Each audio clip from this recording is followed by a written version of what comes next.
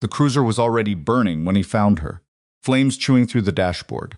A woman in uniform slumped against the wheel, blood painting the side window dark red, and beneath the snow, a shell casing that didn't belong to any accident. Cole Barrett was supposed to be walking his dog. He was supposed to be just a mechanic. But some men carry their past the way others carry scars invisible, until the moment it's needed most.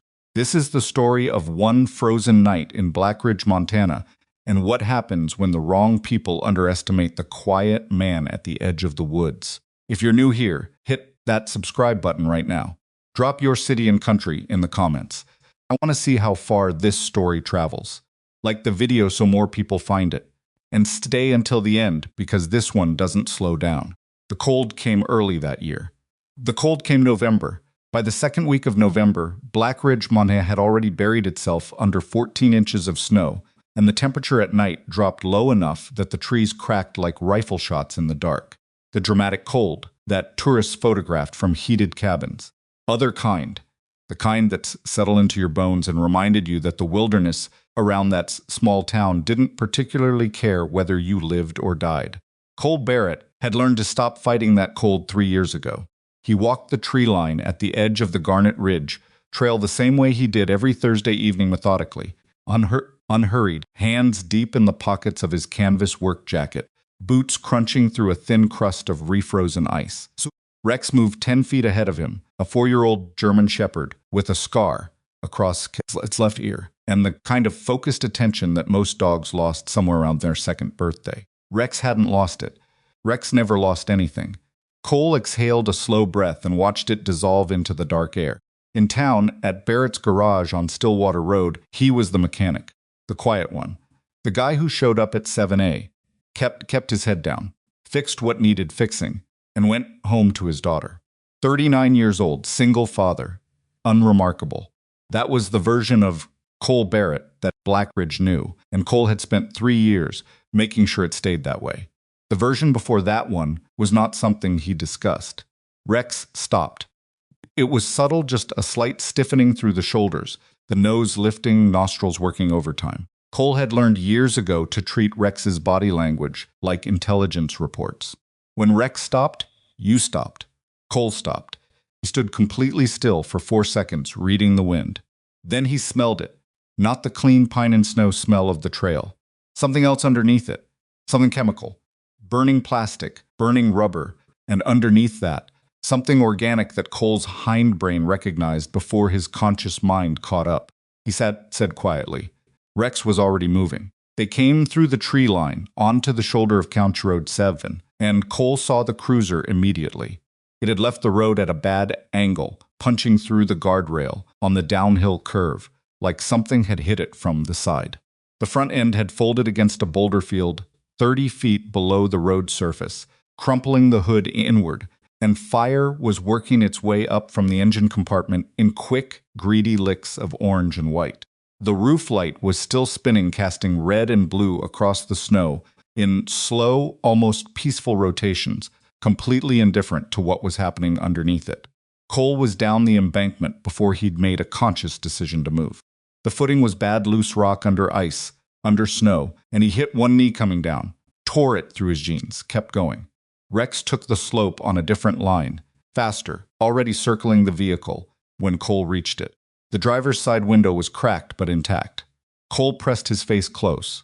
Officer female, dark hair, young, maybe late 20s, early 30s. She was slumped against the door, with her head lolling toward the wheel, and Cole could see the dark stain spreading down her left shoulder and soaking into the seat fabric beneath her arm. Her face was pale in the firelight. Her lips were slightly parted. The smoke inside the cabin was thickening. Cole tried the door. Locked. He tried it again, harder, and felt the frame had bent in the crash. The door was wedged. He hit the window with his palm. Hey, open your eyes. The fire was moving faster now. He could feel the heat radiating off the hood from 3 feet away. And the engine compartment was making the kind of sounds that preceded the kind of sounds nobody wanted to hear. Cole unzipped his jacket, wrapped it around his right elbow, and drove it through the window glass in a short, controlled strike, not like in the movies, where people shattered car windows with their fists and walked away clean. The glass bit. His elbow came back, bleeding under the jacket sleeve. He didn't look at it. He reached inside, found the lock, pulled it. The door resisted. He got both hands on the frame, planted his boot against the boulder beside it, and hauled. Screamed, and the door gave. Smoke poured out. Cole turned his face away for one breath, then went in.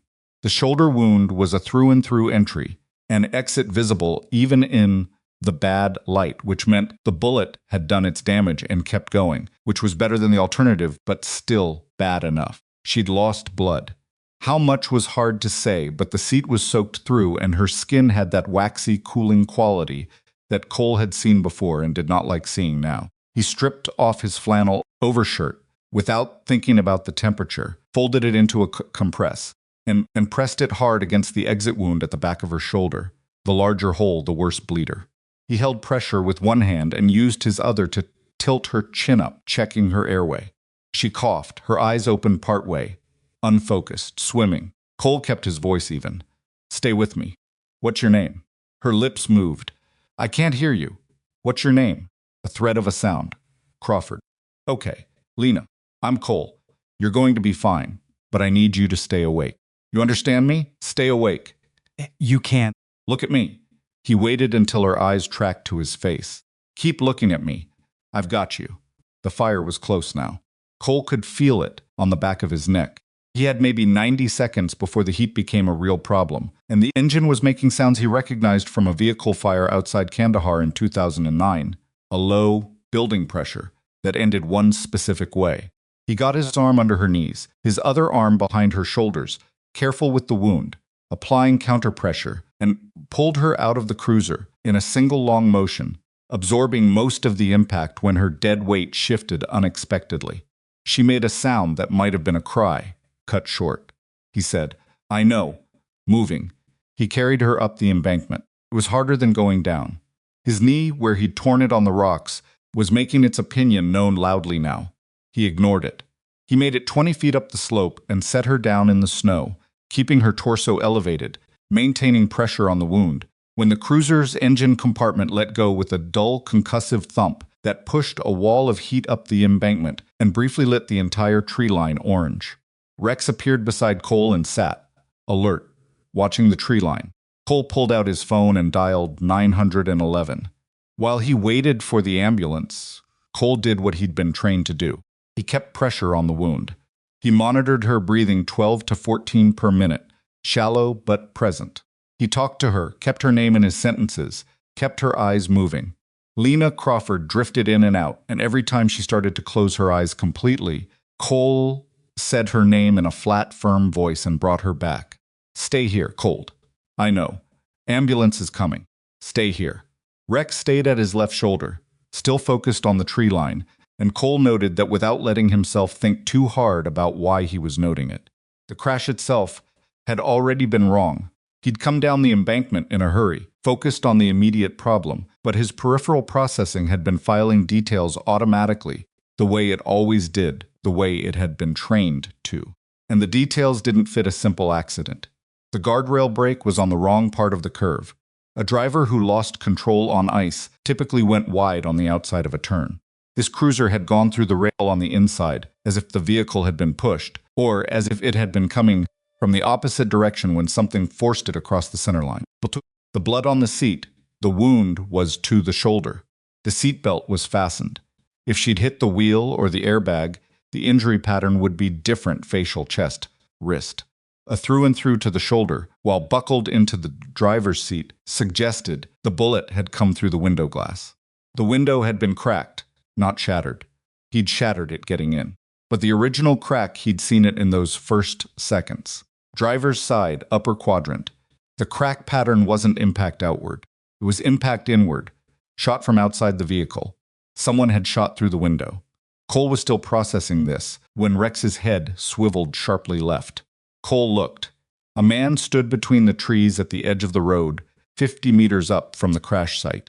Still, completely still. In the way that people who don't want to be seen go still when they realize they've been spotted too late.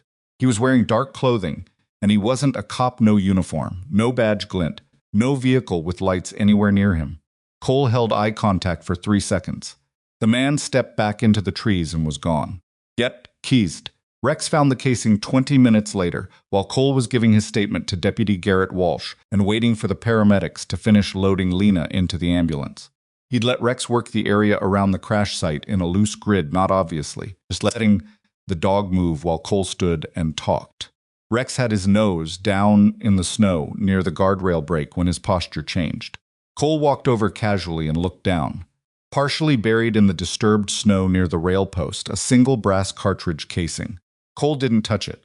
He noted the caliber by eye looked like a 0.308, maybe a 36, and then he straightened up and looked at the angle from the casing to where the cruiser had gone through. Elevated, shot from uphill across the road, through the driver's side glass. Deputy. Cole turned around. Walsh was in his 30s, heavyset, with the permanently irritated expression of a man who resented being called out in bad weather. Was writing in his notebook with a mechanical pencil and didn't look up immediately. Deputy Walsh. I heard you the first time, Mr. Barrett. He looked up. What? There's a shell casing in the snow over here, by the guardrail. Walsh walked over, looked down, and produced a flashlight. He studied the casing for a moment. Could have been there a while, he said. It's sitting on top of the fresh snow from this afternoon's fall, Cole said. The primer indentation looks recent. The brass hasn't oxidized. Walsh looked at him with a flat expression. You a metallurgist? Then let's stick to what you know, Mr. Barrett. Cole looked at him for a moment. Looked at Rex. Looked back at Walsh. There was also a man standing in the tree line, he said. 50 meters north of the crash site. Dark clothes. He was there when I was looking at it, and then he wasn't. Walsh wrote something in his notebook. Cole had the distinct impression it wasn't what he'd said. We'll look into it. He was watching the cruiser burn. People slow down for accidents, Mr. Barrett. It's human nature. He wasn't on the road. He was in the trees. Walsh capped his pen. I appreciate what you did tonight. Really. But we've got this from here. You should go home to your daughter. The tone was polite. The subtext was not. Cole picked up Rex's lead.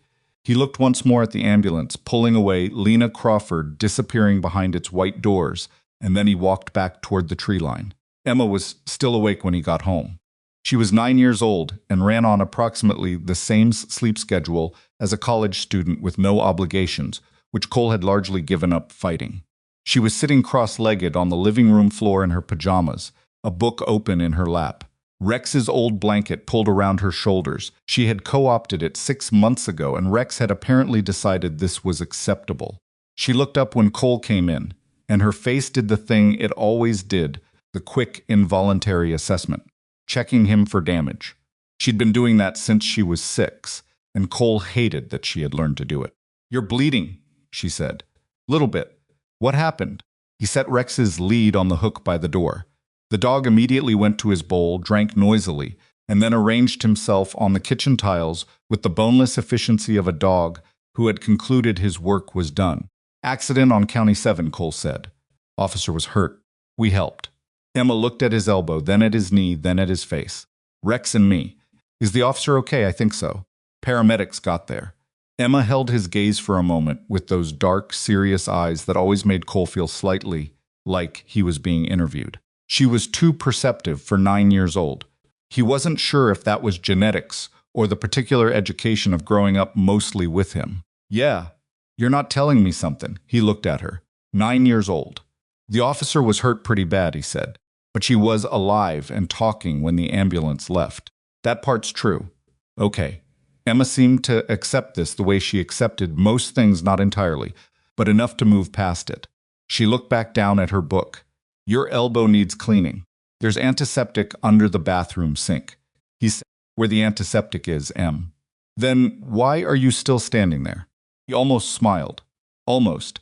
He got the first aid kit from under the bathroom sink, sat on the closed toilet lid, and cleaned the gash in his elbow with the methodical competence of someone who had once stitched a teammate's arm in a truck bed outside Ramadi and didn't find wound care particularly remarkable. 6 stitches would have been ideal. He butterflied it with steri strips and called it close enough. His knee was worse than it looked. He wrapped it.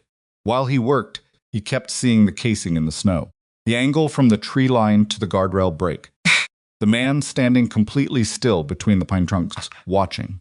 The blood on the window that had come from outside. Someone had ambushed a cop on a county road in a Montana snowstorm and left her burning in her cruiser. And Deputy Walsh had written it down in his notebook with the energy of a man taking a deli order. Cole wrapped medical tape around his knees, pressed it flat, and sat with his hands on his thighs in the small bathroom with the humming fluorescent light. "Leave it alone," said one part of his brain. The part that had spent 3 years building a small, manageable life in a small town where nothing happened. You pulled her out. You called it in. You told them about the casing and the man in the trees. You did your part. Go to bed. He listened to that part for about 30 seconds. He went to his workbench in the garage. The garage was attached to the house by a short breezeway and had been the deciding factor when Cole bought the property 3 years ago. It was larger than a residential garage had any right to be. Previous owner had been a serious hobbyist with a proper lift in the center, a tool wall across the back, and workbench along the right side that Cole had turned into something that looked like a mechanic's space and functioned as something slightly more. He kept a secured drawer on the right end of the bench. Inside the drawer, a military-grade topographic map of Black Ridge County, covered in pencil notations he updated periodically. A handheld radio, encrypted frequencies pre-programmed from old habit. Notebook cheap spiral-bound that contained nothing that would mean anything to anyone who didn't know what they were looking at. And behind a false panel at the back of the bottom shelf, a Glock 19, 2 spare magazines, and a folder of documents that Cole Barrett, mechanic, had no reason to possess. He didn't take the weapon out. He took out the map and the notebook and sat on his rolling stool under the bare worklight and started to reconstruct what he'd observed. The SEAL training that never really went away wasn't the combat stuff. People always assumed that was the part that stuck. It wasn't. What stuck was the analytical discipline, the after-action habit of breaking an event into its components, sequencing them, finding the gaps. In the teams, they called it the debrief reflex. You did it after every op, every training exercise, every incident, until it became automatic, until you couldn't stop doing it even when you wanted to. He wrote it out. Cruiser impact angle, inconsistent with ice loss of control. More consistent with lateral collision or forced redirect. Window damage, inward fracture pattern. Pre-crash. Suggests projectile entry from outside. Wound through and through, shoulder, while belted in driver position. Angle from window fracture to wound location, consistent with elevated shooter, north side of road. Shell casing, 0.308 or similar elevated position north of road, approximately 60-70 meters from impact point. Oxidized, on top of afternoon snow. Unknown subject, stationary, tree line, side, post-crash, observing. No vehicle visible, departed when identified. Deputy response dismissive, unwilling to secure casing or canvas tree line. He underlined that last one. Then, he sat back and looked at the map and tried to think about who in Black Ridge had a reason to kill a cop. More specifically, who in Black Ridge had the capability to do it the way it had been done tonight. A mobile ambush on a moving vehicle in low visibility winter conditions, with a high-powered rifle from an elevated position, followed by a controlled departure with no vehicle visible from the road. That was not amateur work. That was someone who had done this before, or been trained by someone who had, or both. Cole sat with that for a long time. Rex appeared in the garage doorway at some point and lay down on the concrete with his chin on his paws, watching Cole work. Cole said quietly. Rex's ears moved. I'm not letting it go either. Black Ridge Memorial Hospital was a 20-minute drive from Cole's house, and he made it at 7 the next morning before Emma was awake, leaving a note on the kitchen table and bringing Rex on the lead. ER had a no-dog policy. The woman at the reception desk told Cole this while looking at Rex. Rex looked back at her with an expression of complete seriousness. He's a service animal, Cole said. He doesn't have a vest. It's at the cleaners. The woman held Rex's gaze for another moment and then looked at her computer screen. I'll need a name for the patient. Crawford. Lena Crawford. She was brought in last night. Are you family? I'm the one who pulled her out of the burning car. A pause. Keys clicking. She's in room 214. I'll need to call up. Thank you, Cole said. and walked toward the elevator. He found 214 on the second floor, at the end of a corridor that smelled of antiseptic and institutional coffee. The door was partially open. A uniformed officer, young, maybe 23, was sitting in a chair outside it with the vacant attention of someone doing a shift they'd been assigned, rather than chosen. Cole nodded at him. The officer nodded back, looked at Rex, looked at Cole. "Visiting?" the officer said. "Yeah, she's asleep. I'll be quiet." He went inside.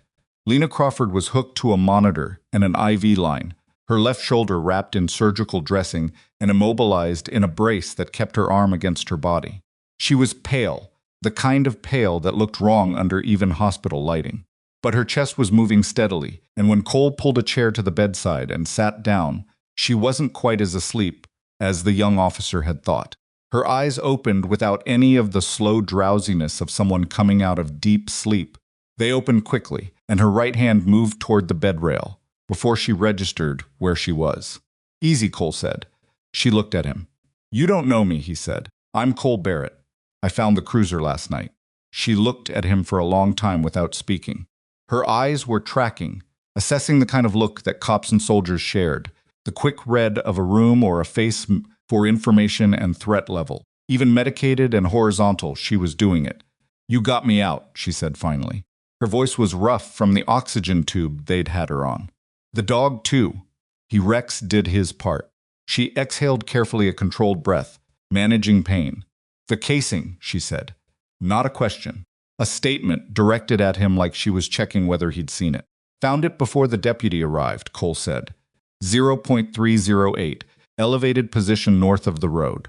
"You went through the rail, on the inside of the turn." Something moved across her face. Not surprise. Relief. Maybe the relief of a person who has been doubting themselves and just had their doubts confirmed by someone else. "I didn't lose control," she said. "Someone's going to tell you I did."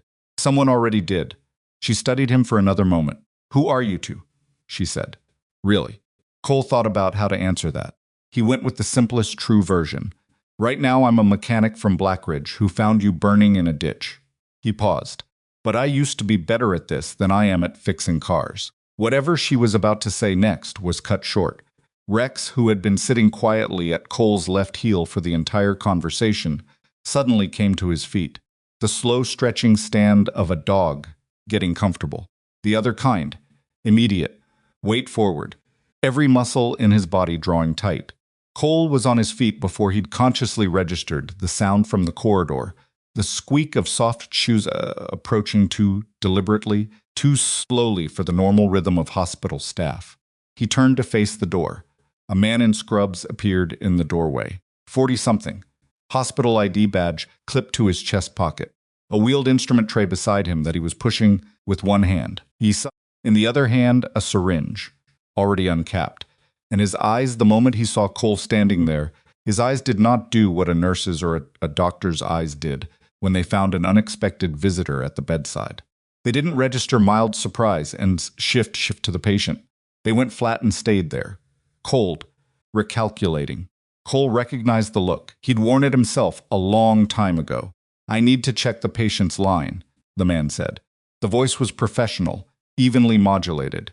Cole put himself between the man and the bed. Rex moved left, flanking. "What's in the syringe?" Cole said. "Medication adjustment." The man's free hand was drifting toward his tray. "Medication. Sir, I need to ask you to step aside." "What's in the syringe?" The man looked at him. The calculation behind his eyes was visible for just a moment, reading Cole, reading the room, reading Rex, and whatever conclusion he reached made him take one step backward toward the door.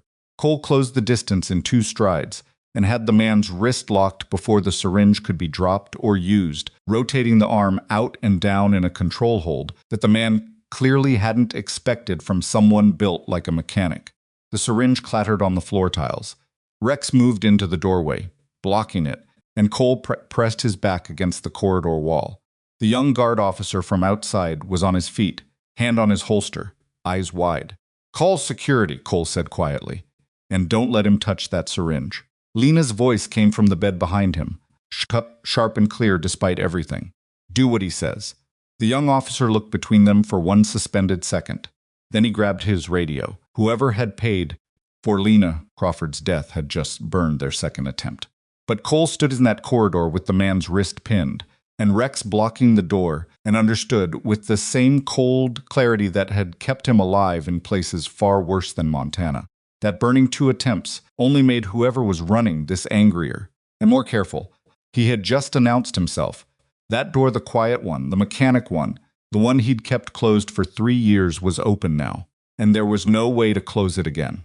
Security arrived in under 4 minutes, which Cole noted was slower than it should have been for a hospital, with a police officer in protective custody on the 2nd floor. 2 guards came through the stairwell door at the end of the corridor, not the elevator, which meant someone had called ahead, or they'd been monitoring the floor, and they approached with a cautious, spread-apart posture of men who had done this before, but not often. Behind them, a 3rd figure in a suit. Hospital administrator, Cole guessed. The kind of man who showed up to manage liability rather than situations. The man Cole had pinned against the wall had stopped struggling about 90 seconds in, which was its own kind of information. He hadn't panicked, hadn't screamed for help, hadn't done any of the things innocent people did when a stranger grabbed their wrist in a hospital corridor. He'd gone quiet and still with the practiced patience of someone running a calculation, waiting for the next development. Cole released the wrist when the guards were close enough to take over, and he stepped back and let them handle it, and kept his hands visible, because he was a civilian in a hospital, and the last thing he needed was someone making a different call about who was the problem in this hallway. He came into that room with an uncapped syringe, Cole said to the guards. He's not on staff here. Check his ID. The administrator started to say something about protocol. Cole didn't look at him. One of the guards checked the badge. He looked at his partner. Something passed between them, a small telling hesitation, and then he keyed his radio and spoke quietly away from the group. The syringe was still on the floor of room 214. The young officer who'd been posted outside had the sense to stand over it without touching it, which Cole noted in his favor. It took 20 minutes for a detective to show up. His name was Holt, 50, gray at the temples, the unhurried manner of a man who'd seen enough strange things that very little accelerated his pulse anymore. He listened to Cole's account in the corridor while a technician photographed the syringe, and he wrote things down without the performative skepticism that Walt had brought to the crash site the night before. And you physically restrained him, Holt said. Control hold. Wrist and elbow. I didn't hit him. How'd you know how to do that? I read a lot, Cole said. Holt looked at him for a moment. His face didn't change. Right. He wrote something. And the dog he alerted before you saw the subject? Before I fully registered what I was seeing. Yeah. Holt looked at Rex, who was sitting beside Cole's left knee, with the composed attention of a dog attending a meeting he considered important. What kind of training does he have? Obedience. Tracking. Some protection work. Some, Cole said. Holt let that sit. He clicked his pen twice. We're going to need you to come in and give a formal statement. Today if possible. Fine. And Mr. Barrett, Holt paused, choosing something. You should know that Officer Crawford's accident is being handled as a traffic incident. Single vehicle, icy conditions. Cole looked at him steadily. Is that what you think it is? It's what the report says. That's not what I asked. Another pause. Holt's expression was unreadable in the way that experienced detectives' expressions got when they were deciding how much to show. He put his notebook away. Come in at 2, he said. Ask for me at the front desk. He walked back toward the room, and Cole stood in the corridor and understood 2 things simultaneously. Holt was smarter than Walsh, and smarter might not be enough if the report was already written. He got back to his truck and sat behind the wheel for a moment, with Rex in the passenger seat and the engine running for heat, and he called Emma's cell phone because she would be awake by now, and the note on the kitchen table would only hold her for so long. She picked up on the second ring. Where are you? No preamble. 9 years old, and she came at a phone call like a cross-examination. Hospital. I'm done. Coming home. Are you hurt again? A short silence. He could hear the television in the background. She'd turned on the morning news, which she did sometimes, and which he found mildly unsettling in a child. Her age. Dad. Yeah. There's something on the news about a crash on County 7. Police officer. I know. Is that, I'll tell you when I get home, Em. You always say that. And I always do. Another silence, slightly different in texture. Rex okay? Cole looked at the dog, who had put his chin on the dashboard and was watching the hospital entrance with calm, professional interest. Rex is great, Cole said. Okay, a beat, drive careful. The road's still icy. He pulled out of the hospital parking lot and back onto the main road through town, and he thought about how the morning news was already running the crash as a weather incident. Single vehicle, icy conditions, no mention of a gunshot wound. Mention of a shell casing, no mention of a man in a fake doctor's ID, with a syringe full of something that 2 lab techs were now examining under fluorescent lights in the hospital basement. The story was being managed. The question was who had the reach to manage it this fast, and whether the people managing it knew yet that the attempt in room 214 had failed. Yesin Seatund. Cole stopped at the light on Main and Stillwater and watched a county sheriff's vehicle roll through the intersection, going the other direction. The deputy behind the wheel didn't look at him. Cole watched the vehicle in his mirror until it turned. He already knew the answer to the question. He gave Emma the version of events that was true, but incomplete: the crash, the rescue, going back to check on the officer, a man who'd been in the wrong room. He didn't use the word syringe. He didn't explain what he'd done in the corridor. Emma listened with the particular stillness she had when she was deciding how much she believed him, and at the end, she nodded once and went back to her cereal. "You're not going to work today," she said. It wasn't a question. "I'll call Dave and push the morning appointments." "What about the Hendersons' transmission?" He looked at her. "How do you know about the Hendersons' transmission?" "Dave called the house phone yesterday. You were in the garage." She ate a spoonful of cereal. "He said it was urgent." "I'll call Dave." "You should call Dave." "I just said I'd call Dave M." She looked at him over her spoon, with an expression that was approximately 40 years older than her face. He'd seen that expression on exactly one other person, her mother, before her mother had stopped being part of their lives, in a way that Cole did not allow himself to think about on weekday mornings. He called Dave and pushed the transmission to Friday and took Rex to the garage and stood at his workbench with a cup of coffee that went cold while he looked at what he'd written in the notebook the night before. The analytical part of his brain, the part that had been running quietly in the background since he'd found the cruiser, was starting to build a structure. Conclusions. He didn't have enough for conclusions. But a shape. The kind of shape you saw before you could name it. The outline of something before the details filled in. Someone had tried to kill a cop. The kill had failed. They'd sent a follow-up within hours, which meant they had either surveillance on the hospital or a contact inside the department who'd told them she was alive. The follow-up had also failed. The method, a man posing as a hospital staffer, a syringe, low noise, designed to look like a medical complication, was not improvised. That had been a contingency plan, something prepared in advance for the possibility of a survivor. You didn't prepare that contingency without experience. Cole wrote organization, resources, law enforcement access. He underlined the last one and stared at it. The Blackridge Police Department was on Wheeler Street, a 2-story brick building that had been a savings bank in a previous life and still looked like it was holding everyone's money against their will. Cole parked on the street and left Rex in the truck with the window cracked 2 inches, which Rex tolerated with visible disapproval. "I'll be an hour," Cole said. Rex looked at him. "Maybe less." He went inside. Holt met him in a small interview room on the first floor, not the kind with a mirror, just a table and 3 chairs and a recording device that Holt placed on the table and identified for the record. Professional. By the book. Cole gave his statement in the flat, factual cadence. Came back to him automatically in rooms like this one, sequencing events without embellishment, noting only what he'd directly observed. Puck intervened. Holt asked good questions. He asked them in the right order, which told Cole he'd already been thinking about the sequence. He asked about the fracture pattern in the window glass with enough specificity that Cole paused before answering. "You've been back to the crash site," Cole said. "This morning. Did you find the casing?" "A beat. It was documented." "That's not what I asked." Holt leaned back in his chair. He was quiet for a moment, in the way that someone got quiet when they were deciding something. Cole waited. He was good at waiting. "The casing was recovered," Holt said finally. "It's in evidence." "Under what case number, Mr. If it's filed under a traffic incident, It'll sit in a box for a year. I'm aware of how evidence is filed. Then you're aware of what that means. Holt looked at him across the table. His expression was the same careful neutral that hadn't shifted since the corridor, but something was moving behind it.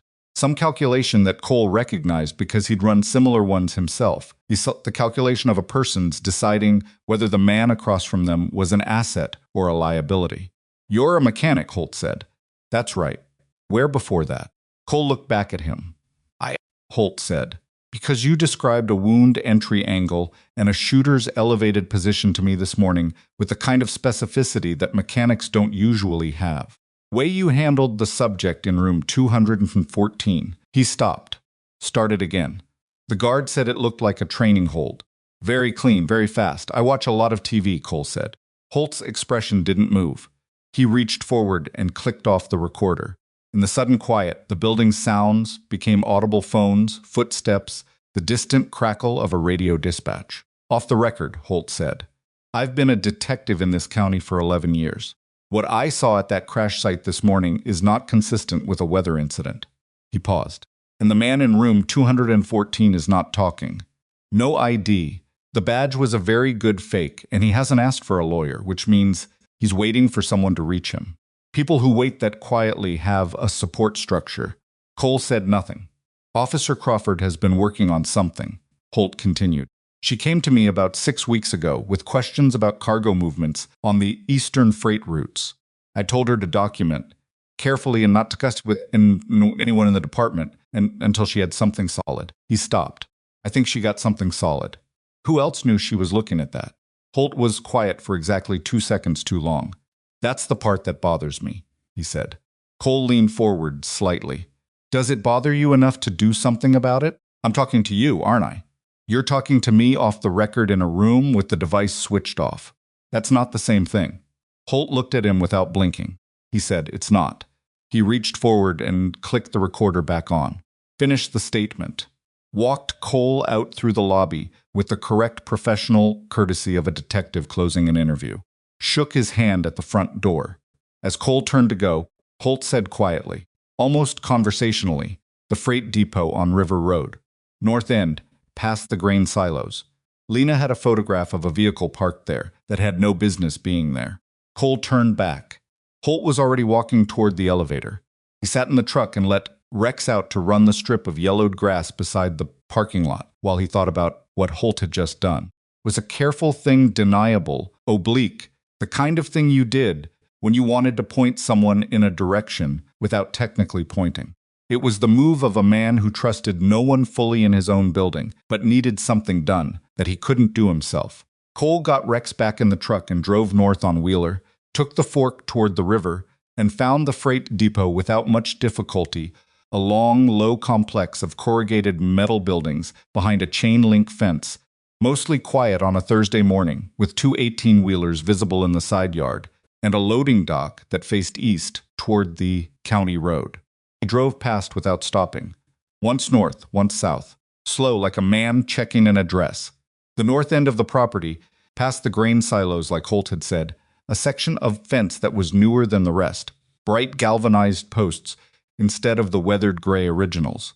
On the other side, a concrete pad that was clean and recently poured. Snow on it, which meant it had heat cables underneath, which meant it was used year-round, which meant someone has invested serious money in keeping that specific area operational through a Montana winter. Retired tracks in the snow on the approach road. Wide tracks. Something big, and not a freight truck. The wheelbase was wrong. Too narrow for a commercial rig, too wide for a pickup. Cole drove back to town. He stopped at the library office on Garnet Avenue, which was nearly empty at midday, and used one of the public computers to run the depot through the county property records.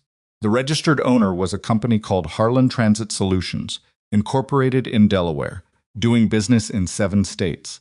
He wrote the name down. Then he cross-referenced it with state freight licensing records, which were public. Harlan Transit had 42 registered vehicles in Montana. Inspection record. No violations in 3 years. Too clean. In Cole's experience, a freight operation that size with a 3-year spotless record in a state with winter road conditions was not the product of good management. It was the product of someone managing the record. He closed the browser and went back to the truck and sat in the parking lot of the Black Ridge Public Library with Rex leaning against him from the passenger seat and thought about freight routes and concrete pads with heating cables and shellfire casings that somehow ended up in the wrong category of evidence. He thought about Lena Crawford lying in that hospital bed with her shoulder wrecked, and her record of what she'd found somewhere inside her in her head, in files, in evidence that might or might not still exist. He thought about Emma, home alone with the news on, eating cereal and being 9 years old and too smart about too many things. And he thought about the version of himself he'd spent 3 years very carefully putting away. He didn't like the feeling forming in his chest. It wasn't anger exactly. It was something older and more structured than anger, something that had a shape and a temperature, the feeling of a problem coming clearly into focus, every element settling into a place. The mental click of a trained mind recognizing a situation it understood and had trained for, even if it had spent 3 years pretending otherwise. His phone buzzed, unknown number, Montana area code, but not one he recognized. He answered. A moment of silence on the line. Then Lena's voice, quieter than it had been in the hospital room, strained around the edges in a way that might have been pain or might have been something else. Yeah, they moved me. Where? Different room. Holt arranged it. Didn't tell anyone which one. A careful breath. The man with the syringe, they're not charging him with anything yet. Hospital is calling it a medication error. Cole closed his eyes for 1 second. Someone in that department, she said, and stopped. I have files. Not at the station. At my apartment, in a lockbox under the floor of my closet. She paused, measuring. I need someone to get them before someone else does. Address? 414 Callaway Street, apartment 6. Keys behind the fire extinguisher in the second-floor stairwell. Another breath. Cole, if you open that lockbox, if you look at what's inside, you need to know that whoever is running this has been doing it for 3 years. Maybe longer. And they have people inside the department. How many people? I don't know. That's the problem. She was quiet for a moment. Holt might be clean. I think he is. But I thought that about someone else 6 weeks ago, and I was wrong. The line was quiet. Why me? Cole said, not defensively. Just the actual question. Because Walsh showed up this morning with a search warrant for my apartment. Cole sat up. A warrant issued at 7 a.m., she said, based on an investigation into my conduct. The crash. Me. Her voice was controlled, but only just. Someone flipped this fast, Cole. Whoever did this has the department moving already. I need someone who isn't in the department. A pause. And I need someone who can handle themselves if Walsh isn't alone. Cole looked at the library building. At the ordinary Thursday morning street in front of it. At a woman walking a golden retriever past the parking lot, the dog straining at the lead, the woman's breath making small clouds in the cold air. The quiet life. How long ago did Walsh get the warrant, he said. Maybe 40 minutes. Cole started the truck. I'm going, he said. He pulled out of the parking lot and headed for Callaway Street, and Rex moved to all fours in the passenger seat, with his nose at the window crack, reading whatever the cold, Blackridge air was telling him about what came next. Walsh had a 40-minute lead. It wasn't much, but it was enough to already be bad. Cole drove faster. Callaway Street was 4 blocks from the library, which meant Cole made it in under 3 minutes, which meant he pulled onto the street and immediately saw Walsh's cruiser parked in front of 414, with its front wheels up on the curb, like the deputy hadn't bothered straightening out. A second vehicle was parked behind it, unmarked. Dark blue, county plates, the kind of deliberately forgettable sedan that departments used when they wanted plainclothes presence without the pretense of actual plain clothes. Cole drove past both, without slowing, took the next right, and came around the block to the alley behind the building. The alley was narrow and unplowed, trash receptacles lining one side, a rusted fire escape dropping down the back of the building to a snow-covered landing. Cole parked the truck nose out, old habit. Never park yourself into a corner, and looked at the fire escape. Was already at the door. Stay, Cole said. Rex sat. His ears said he disagreed with this plan. Cole got out, cracked the window, and went up the fire escape as quietly as frozen metal allowed, which was not very quietly at all. The stairs creaked and pinged with each step, And he moved fast to minimize contact time rather than trying for stealth that the structure wouldn't support. Second floor landing, a window with a frosted pane. He tested it, locked, and moved to the next one over, which was cracked open half an inch against the cold because people in Montana apartment buildings always kept at least yet one window cracked because the radiator heat was unpredictable, and sometimes you woke up at 3 in the morning convinced you were being slowly cooked. He got his fingers under the frame and pushed it up. It protested once, then gave. He went through. He was in a bathroom. Small, clean, a damp towel on the rack that meant the resident, a neighbor, not Lena. The wrong apartment had showered this morning and was probably not home. Cole crossed the bathroom and pressed his ear to the interior door and listened for 8 seconds before opening it. The hallway outside was empty. He was on the second floor. Apartment 6 was Lena's, and the layout put it 2 doors down on the left based on the exterior window spacing he'd clocked coming up the fire escape. He moved down the hallway in the unhurried posture of a man who belonged in the building, not running, not creeping the middle speed that drew the least attention if a door opened unexpectedly. Apartment 6's door was closed. Cole stopped beside it and listened. Heard voices inside, 2 of them, male, low, and conversational, but with the clipped quality of people working rather than talking. He heard a drawer slide open and close, the metallic sound of things being moved on a shelf. He checked the stairwell doorway at the end of the hall. The fire extinguisher was mounted in a red bracket on the wall. He reached behind it and found the apartment key, small brass, exactly where Lena had said. He went back to apartment 6, unlocked the door as slowly as the mechanism allowed, pushed it open 6 inches, and stopped. Walsh was at the kitchen counter going through a stack of folders. He was in uniform, moving with the comfortable authority of someone operating on a warrant and not expecting complications. The second man, the one from the unmarked car, civilian clothes, compact and quick-eyed, was in the hallway leading to the bedroom, visible from where Cole stood, crouched beside an open closet door.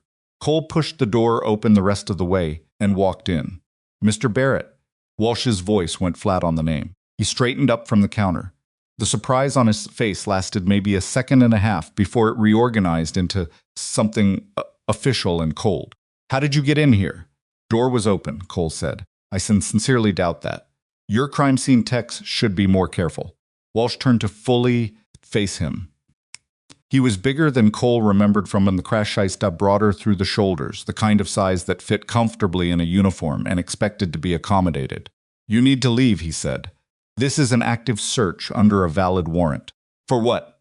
"Officer Crawford is under investigation for." "For what, specifically?" Cole kept his voice neutral. He was looking at that second man, who had risen from beside the closet door, and was watching Cole with the still-face attention of someone who knew exactly what was happening and didn't like being observed. "Conduct unbecoming," Walsh said. "Evidence tampering. This doesn't concern you." "She called me," Cole said. "Her attorney asked me to observe." He had no idea if that was legally coherent. He said it the way he'd once said things in debrief rooms when the exact truth was less important than maintaining the initiative. "I'll just stand here." Walsh's jaw moved. "You're not her attorney. I'm her attorney's representative. He's en route." Cole looked at the second man. "What's your name?" The man didn't answer. "He doesn't need to tell you anything," Walsh said. "He's searching a police officer's private residence under a warrant," Cole said.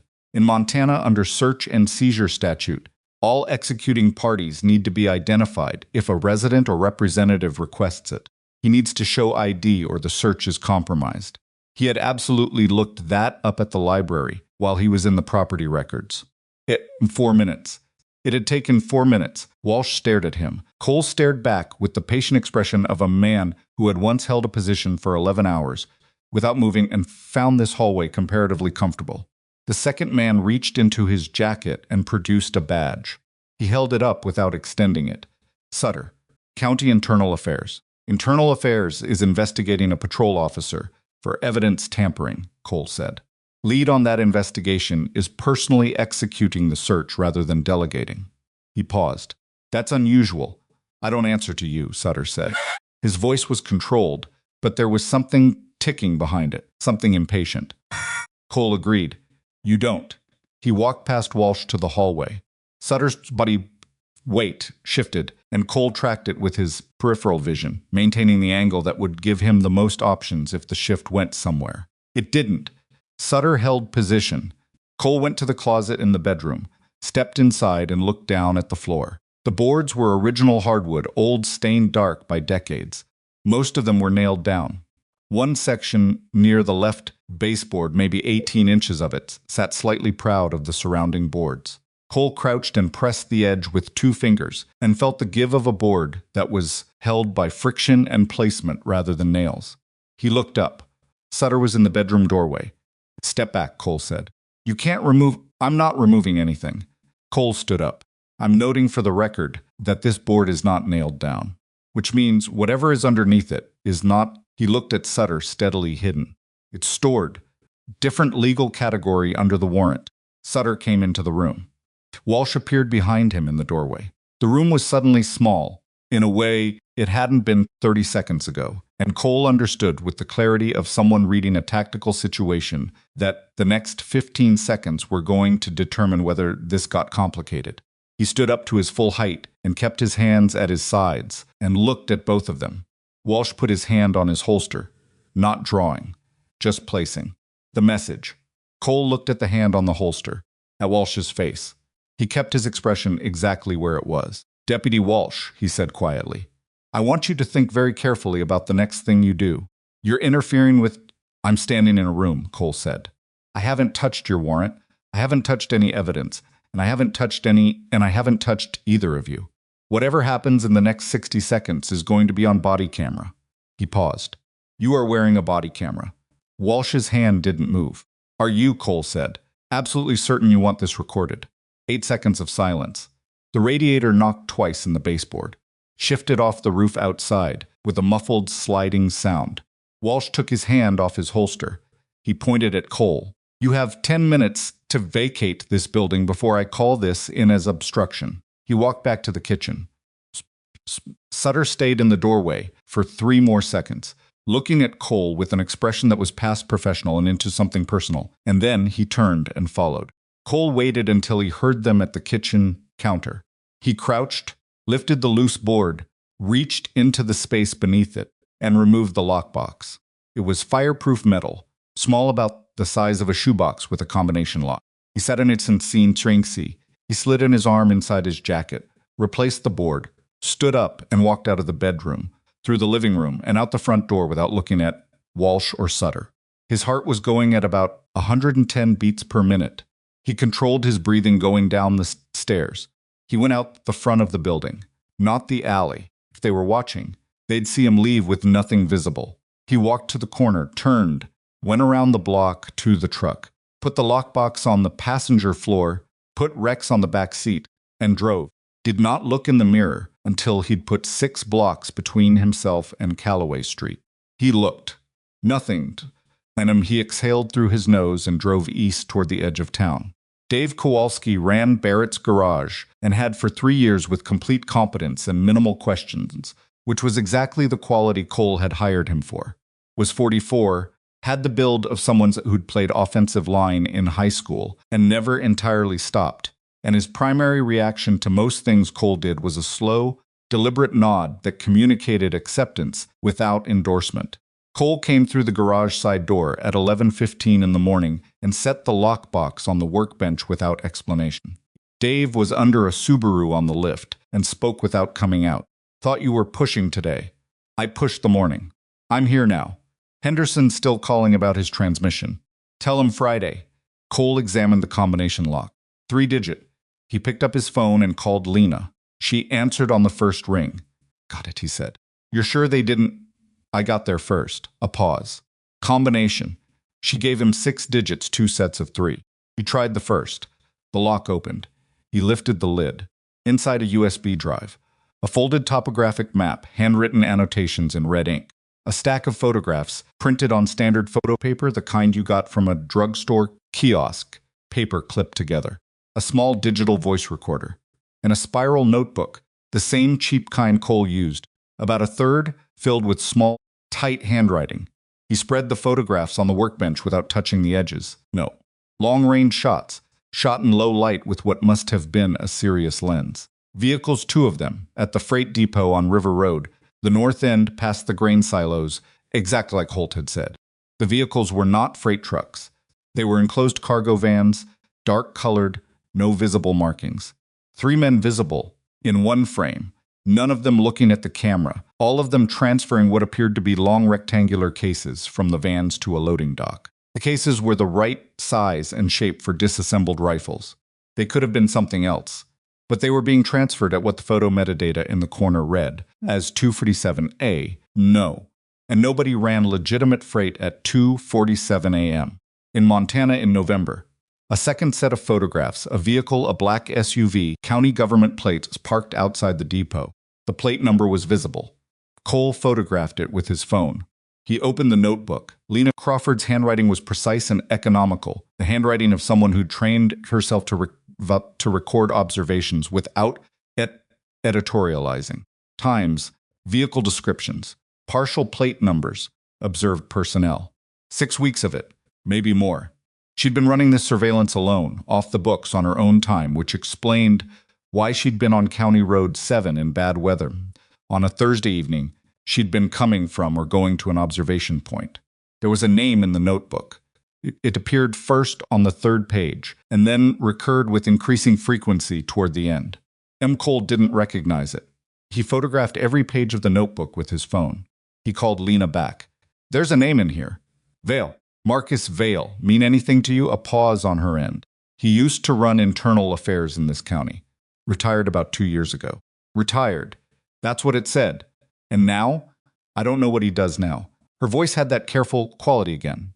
Measuring. "But 2 of the vehicles I tracked back to a business registered in his wife's name." Cole looked at the photographs on the workbench. At the cases being loaded in the dark. "The man Sutter," Cole said. "The one who came with Walsh. Current internal affairs." "Yes. Is there any connection between Sutter and Vale?" Their pause. Longer this time. "Vale was Sutter's supervisor," she said, "before he retired." Cole set the phone down and stood at his workbench and let that settle. He picked it up. "I'm going to need to talk to Holt." Her voice changed register. "Be careful which direction you go with this. If Sutter is in it and Walsh is in it, Holt could be." "He told me about the depot," Cole said. "He didn't have to do that. People give you just enough to use you sometimes." He paused. "I'm still going to talk to him." She was quiet for a moment. "The USB drive. There's footage on it. The full video from the night I photographed the vehicles. There's also something else on it. A beat. A partial audio recording. I had the voice recorder running when I called in a report about the depot activities 6 weeks ago. The dispatch recording should match what I called in." "It doesn't." Cole went still. "What do you mean it doesn't?" "I mean the incident report that was filed based on my call doesn't match what I actually said." She breathed carefully. "Someone altered the incident record. Changed the activity I reported from weapons transfer to, quote, possible trespassing, end quote, and closed it as unfounded. Who has access to alter incident records?" "Supervisory level and above," she said. "And internal affairs." Cole looked at the lockbox, at the photographs and the notebook, and the USB drive containing evidence that someone had already tried to bury, once through official channels and twice through a woman's shoulder and a syringe. "I need to move this," he said. "Copies, multiple locations. There's a Kinko's on." "I know where the Kinko's is." He was already closing the lockbox. "How are you feeling?" The question came out before he decided to ask it. Practical concern, rather than sentiment he needed her functional, but it landed in the air with a slightly different weight than he'd intended. "Like someone put a hole in me," she said, which is accurate. "Are they managing the pain?" "Enough." A pause, different from the calculating ones. Cole, you didn't have to go back this morning. You needed someone who wasn't in the department. That's not a reason to walk into Walsh's search." "I had the key," he said, "and I knew the statute." A silence. "Thank you," she said simply. He didn't know what to do with straightforward gratitude, so he moved past it. "I'll call you when the copies are made. Keep Holt's number close." He hung up, told Dave he needed the afternoon, ignored Dave's slow endorsing nod, and drove to the Kinko's on Madison with the lockbox and his phone, and spent 45 minutes making 3 complete copies of everything photographs, book pages, USB drive contents, and sealing them in 3 separate envelopes. One he left in a safety deposit box at the First Federal Branch on Garnet, opened under a name he hadn't used in 3 years.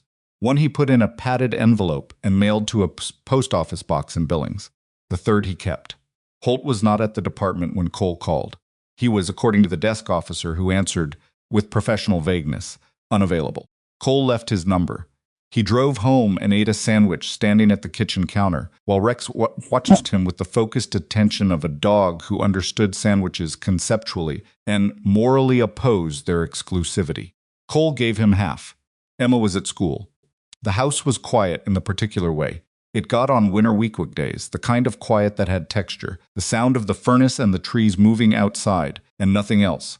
Cole had learned to find it restful. Today it felt wrong. Too much open space around the edges of it. He spread the third copy of Lena's materials on the kitchen table and went through everything again. Slower this time. Looking for the architecture rather than the individual pieces. The weapons were moving through Black Ridge on the eastern freight routes. Harlan Transit Solutions had the infrastructure of 42 registered vehicles, a depot with a heated concrete pad, established routes through 7 states. Marcus Vale, former Internal Affairs, was connected to at least 2 vehicles used in the transfers. Sutter, current Internal Affairs, had executed a search warrant this morning, with suspicious speed a warrant targeting the investigating officer rather than the suspected operation. Walsh had dismissed the crash site evidence. The hospital had characterized an attempted murder as medication error. The incident record of Lena's initial report had been altered. 3 separate pieces of the official record, altered or dismissed. That required either a single person with very broad access or multiple people with targeted access working in coordination. Cole drew lines on a clean sheet of paper. Not a web he hated the movie version of the crazy board with string. Just a column of names with connecting lines where he could document a specific link. He was staring at Vale's name when his phone rang. "I got your message," Holt said. He sounded different on the phone than he had in the interview room, more tired or maybe less careful. "The lockbox," Cole said. "I got it before Walsh did." Silence on the line. "I've made copies," Cole continued. "Distributed, Mr. Barrett." Holt's voice had gone very even. "What you did this morning at that apartment, I know, was legally problematic and tactically stupid." Walsh had a 40-minute lead. A pause. Walsh filed the search warrant at 6:45 this morning. Court opened at 6:30. Cole felt the number land. The same calculation Lena had given him from the hospital, the warrant moving with impossible speed. Who signed it? Judge Carey. Who plays golf with the county sheriff? Holt stopped. "This is not a conversation I should be having." "Then why are you having it?" A long pause. Cole heard traffic in the background. Holt was calling from outside, or from a vehicle, from inside the department. "The man with the syringe," Holt said. "Lab came back an hour ago. The compound in that syringe was a potassium-based solution. The kind that causes cardiac events. The kind that a patient recovering from blood loss in a hospital room." He stopped. "It would have looked like a complication. I know what it would have looked like. They're still calling it a medication error." Cole said nothing. He waited. "There's a freight manifest," Holt said, "from the depot on River Road, 3 weeks ago.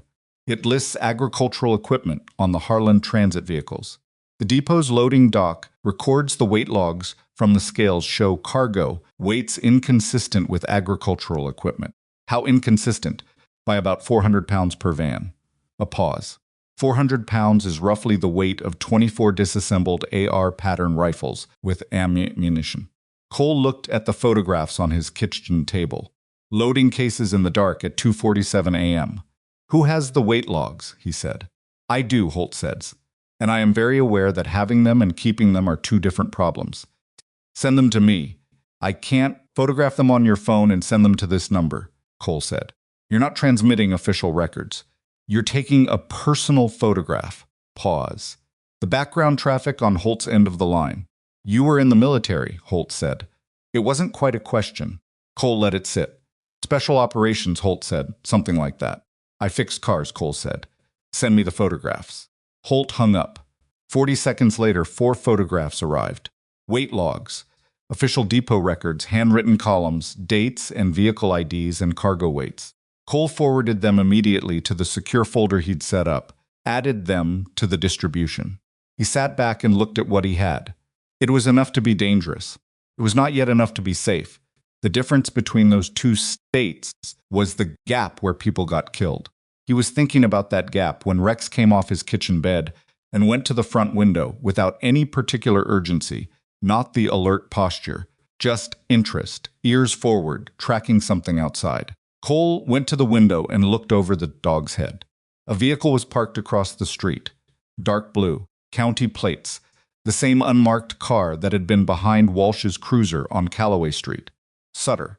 Cole stood at the window and looked at the car sat there and said nothing. It had been there long enough that there was no snow accumulation on the windshield, which meant it had been parked with the engine and defrost running, which meant someone was inside it right now, awake, watching the house. Cole checked the time. 2:47 in the afternoon. Emma's school let out at 3:15. He looked at the car. He looked at Rex. Then he went to the garage and opened the false panel at the back of the bottom shelf and tucked code 19 and both spare magazines.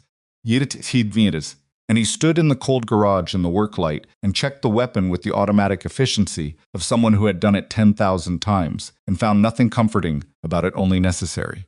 He racked the slide once, seated it, put it in the back of his waistband and pulled his jacket over it. He went back inside, called Emma's school, and told them he was picking her up early.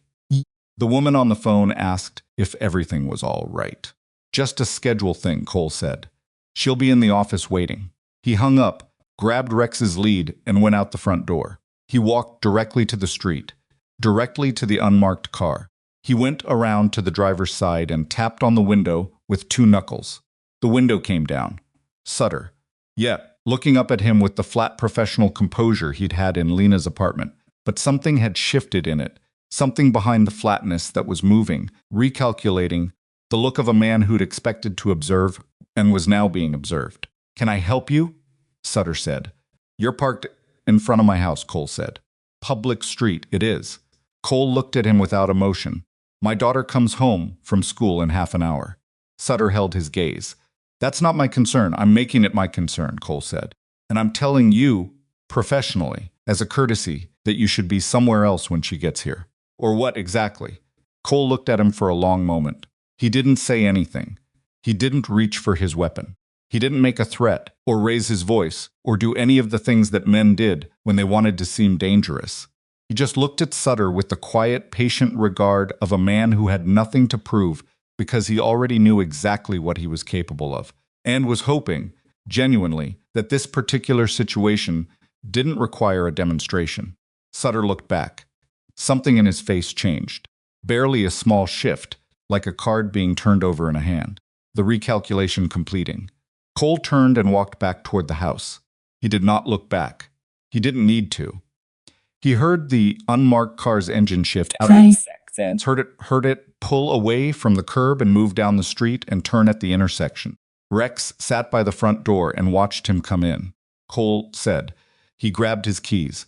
He was going to get Emma. And after that, he was going to find Marcus Vale. Because Holt was working the evidence. Lena was working the inside. But Vale was the man who knew where all the bodies were buried. The man who had retired from internal affairs, with 2 years of perfect cover, while a weapons operation ran through his county. And Vale was the one thread that, if Cole could get to him before whoever was managing this figured out what Cole had, would unravel everything. He drove to Emma's school, with Rex in the back seat and the Glock against his spine, and the weight logs photographs distributed to 3 separate locations. And he thought about what Lena had said. Someone flipped this fast. Fast meant panic. Panic meant exposure. Exposure meant the people running this were looking at a horizon that was closing. And when that happened, careful people became desperate ones. Desperate people made mistakes. Cole was counting on it. Didn't ask why he was picking her up early.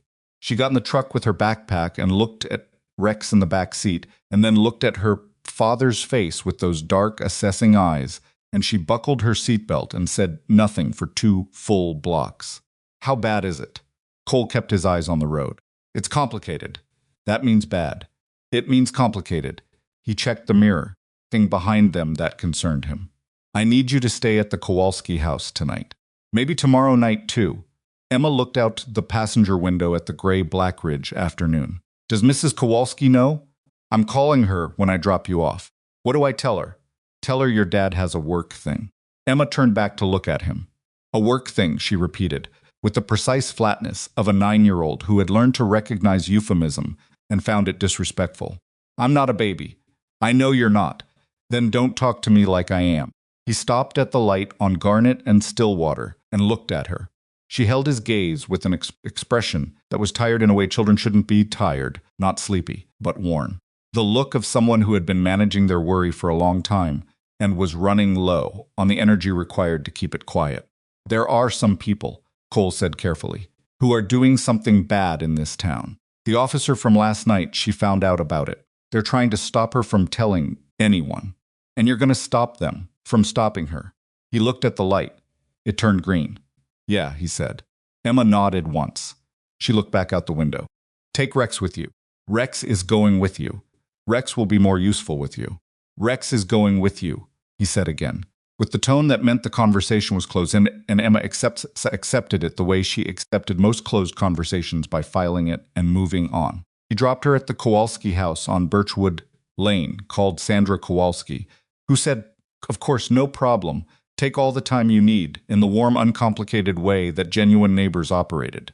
Got out of the truck with her backpack and Rex's lead and walked up the front path without looking back, which was its own kind of grace. She understood that looking back would make it harder. Cole watched until the front door closed. Then he drove back toward town and called Holt. They met at the Riverside Diner on the south end of Main, which was quiet at 4 in the afternoon between the lunch crowd and the dinner rush. Holt was already in a corner booth when Cole arrived, with his back to the wall and a clear line to both the entrance and the kitchen, which told Cole enough about how the detective was feeling about the afternoon. Cole sat across from him. A waitress came. Cole ordered coffee. Holt had one already, barely touched. Walsh filed a supplementary report this afternoon, Holt said. He kept his voice at the level of a man discussing sports scores. He's alleging you interfered with an authorized search and potentially removed evidence. He didn't see me take anything. He didn't need to.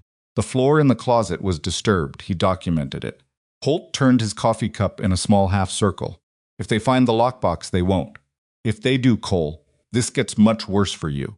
It was the first time Holt had used his first name. Cole noted it without comment. The weight logs you sent me, Cole said. Are they authenticated? Chain of custody? They're depot records. Official forms. I obtained them through a records request 3 days ago, which is documented. Holt paused. That's what made me nervous enough to mention the depot to you. You pulled those records. The depot office. Possibly whoever owns the depot. He looked at Cole. Possibly Sutter, if he's monitoring my activity. Is he in a position to do that? Internal Affairs can review any departmental activity with cause. Holt's jaw moved. Apparently, they're very motivated right now. Cole wrapped his hands around the coffee mug. Too hot to drink but warm against his palms, and he'd been cold since the fire escape on Calloway Street and hadn't quite gotten ahead of it. He said, Marcus Vale, tell me what you know about him. Holt was quiet for a moment, the kind of quiet that organized rather than hesitated. Vale ran I in this county for 9 years, he said. Before that, he was Sheriff's Department, Eastern District. He had a reputation for being thorough. The kind of thorough that people either respected or were afraid of, depending on whether they were clean. He paused. He retired 26 months ago. Took a buyout package. Clean record. Too clean? I didn't say that. You didn't have to. Cole looked at him. Lena's notebook has his name connected to cargo vehicles at the River Road Depot going back at least 5 months. His wife's business is the registered entity on 2 of those vehicles. Holt absorbed this without visible reaction, which was its own reaction. If Vale was running protection for this operation from inside, Cole said, he had 9 years to build the infrastructure. Every investigator, every informant, every active case that might get close. He could suppress inquiries before they started. And when he retired, he handed it off, Holt said quietly, to Sutter. Neither of them said anything for a moment. The diner sounds filled the space: coffee cups, a television above the counter running a weather report, the bell above the door as someone came in from the cold. "This is bigger than Blackridge," Holt said. "I know. 7 states, you said. Harlan Transit. 42 registered vehicles. Freight routes that cover the northern corridor from Montana to the Midwest." Cole paused. "Someone like Victor Harlan, a transportation company that size, he's not running guns because he needs the money. He's running them because he has the infrastructure and someone made it worth his while. And the protection racket is a part of the business model." Holt looked at him across the table. Something had shifted in the detective's expression, the careful neutrality giving way to something more direct, quite suspicion, more like the focused attention of a man recalibrating what he thought he was dealing with. "Are you?" Holt said. Cole drank some coffee. "I mean it," Holt said. "As a cop asking. As someone who needs to know what I'm working with here. You read a wound entry angle in the dark on an icy embankment. You recognized a control hold as the right move in a hospital room. You cited search and seizure statute at Walsh from memory. And you are sitting here talking about freight logistics and interstate weapons trafficking, like you've read 100 files on it." Cole set the mug down. "I was in the Navy," he said. "For how long?" 12 years. Holt waited. "Special operations," Cole said. "I got out 4 years ago. Moved here with my daughter." He paused. "I fix cars." "What kind of special operations?" Cole looked at him steadily. "The kind where the answer to that question is not something I give in a diner." Holt held his gaze for 3 seconds. Then he nodded once, a single, definitive nod, the nod of a man accepting a boundary because he understood why it existed. "Okay," he said. "Okay," Cole said. "Then here's where I am." Holt leaned forward slightly, his voice dropping another register. "I cannot take this to my chief. Arthur Brennan has been sheriff of this county for 16 years, and his name hasn't come up in anything but the speed of that warrant this morning, the way the hospital report got managed, the incident record alteration. Those things require either his direct involvement or someone in this department who operates above my level without supervision." He stopped. "Either way, I can't walk into his office with what we have." "State level?" Cole said. "State Attorney General's office has a division that handles law enforcement corruption. I have a contact there, woman named Ferris. I worked with her 3 years ago on a different case." He paused. "If I call her, this becomes a state investigation. Walsh and Sutters get flagged, department bet gets reviewed, everything gets locked down. Which also means the people running this see it coming," Cole said. "Vale disappears. Harlan moves the operation. Evidence gets—" "I know the risk," Holt said, with an edge that said he'd been sitting with that risk all afternoon. "But I can't build a case on photographs and a notebook and weight logs without legal standing to use them. Ferris gives me standing. How long does it take to get her involved? I can call her tonight if she moves fast. 48 hours, maybe less." Cole thought about Sutter, parked in front of his house. Yes, he teats the warrant. About the speed of the warrant, about a man who had spent 9 years inside internal affairs, knew exactly how fast an investigation could move, and exactly how to stay ahead of it. "They're not going to wait 48 hours, Cole said. That too." Cole turned the coffee mug. The diner television switched from weather to local news. The anchor, a woman in her 40s, talking over footage of a freight depot. Cole looked up. He recognized the depot, River Road. "North End, past the grain silos," he said. "Turn that up." And the waitress, who had been passing with a coffee pot, reached up and found the volume button on the side of the television. County officials confirmed this afternoon that a routine inspection of the Harlan Transit Solutions freight depot on River Road found no violations. The inspection, conducted by the County Transportation Office, follows questions raised about freight weight discrepancies that were numinous. Cole looked at Holt, determined to be the result of a clerical error in the logging system. A Harlan Transit spokesperson said the company welcomes the inspection and remains committed to operating within all state and federal. Holt had his phone out. He was already dialing. "Ferris," he said quietly. "I need to call Ferris right now." "The inspection was today," Cole said. "Someone told them the weight logs existed," Holt said. His voice had gone flat in a way that meant his mind was somewhere else, running hard. "Someone in a position to know that I pulled those records." "Sutter," Cole said. Holt stood up from the booth. He dropped a 20 on the table and walked toward the door, with his phone at his ear. and Cole left his coffee and followed him out into the cold. He'd intervened. They stood in the parking lot of the Riverside Diner with the temperature dropping and the light going gray-orange at the edges of the western mountains. And Holt got Ferris's voicemail and left a message that was precise and careful and urgent with sounding panicked.